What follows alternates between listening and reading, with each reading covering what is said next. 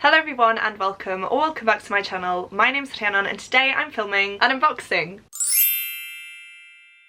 This is the adult Fairyloot book only option for July, and honestly I'm so excited to see what this one is, so let's just dive in. We don't mess around with these unboxings anymore guys because there's hardly anything to see, but the theme for this month is living legends, and this is a little look at the artwork and the spoiler card for you. I don't actually remember what the book of the month is. I have seen it because I do look at spoilers for my subscription box books now, just because if they're not books that sound particularly interesting or up my street, then I would like to know in order for me to be able to skip them, because I am trying to save money right now and I also am trying to cut down on the amount of books that I buy. So unfortunately that means that I do have to spoil myself. Now we have some gorgeous stenciled edges on there. Look at these, you guys. I am definitely wanting to see the rest of this book now. I think it's the right way in the little bag, so let's just see what we've got. This one is, wow, this is beautiful. This is The Night Ends With Fire by KX Song, and this is my colour palette, guys. I absolutely love this one so much. I have no idea what the original cover looks like, so I will pop it up somewhere on screen for you now just so that you can see the differences, but this one is stunning. I feel like this is one of the prettiest books that I own, and I may be biased because it has all my favourite colours on there, but I love them all together. They work so well, it's so pretty, and the fact that we have a dragon on here just has me sold. So here is a closer look at the cover itself. As you can see, we have a lot of reflective foiling there, which I love. These are the stenciled edges which carry on with the dragon on there, and then the back looks like this as well, and it says never trust a dragon on there, which is just amazing. I will show the spine as well in case you guys are interested. That is what it looks like. And then let's move on to the book itself. I've taken the dust jacket off, and yeah, Fairyloot have outdone themselves with this one. This is gorgeous, and this definitely reflects the title of the book better for me because of the fire vibes. This is the design that we have on the naked hardcover. We have a phoenix on the back and we have the title on the front.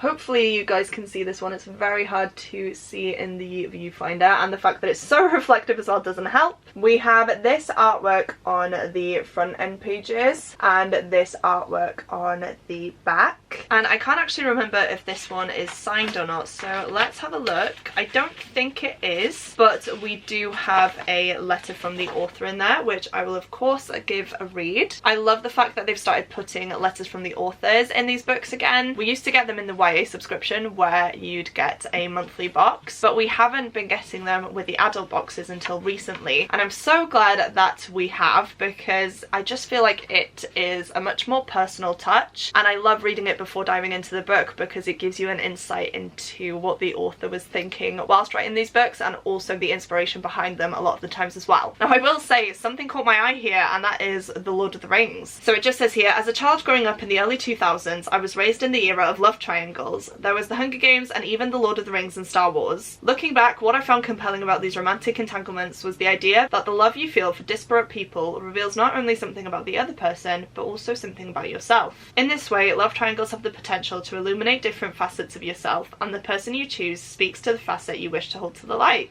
That is interesting. I've never really thought about that actually, and whilst I'm not a lover of love triangles, I am hoping that it's done well in this book, especially with that note from the author in there as well. So that's just a perfect example of what I mean. The fact that I have the author's reasoning behind it, and the fact that she says it all comes down to who you actually choose, and that reflects who you are as a person. I feel like I'm hopefully going to enjoy the love triangle in this one a whole lot more. Oh my gosh guys, I've just seen something else. We have a reversible dust jacket. So we have this artwork on the back of the dust jacket, which if you wanted to you could display on the front. I'm not gonna lie, I think I'm gonna stick with the original, or rather the Fairyloot original cover, because I love it so much. But yeah, this is very pretty, but just in comparison I will show you this side, and yeah, I feel like this is definitely my favourite. However, the dragon on the other side is so beautiful, and yeah, I love both artworks, to be honest with you guys.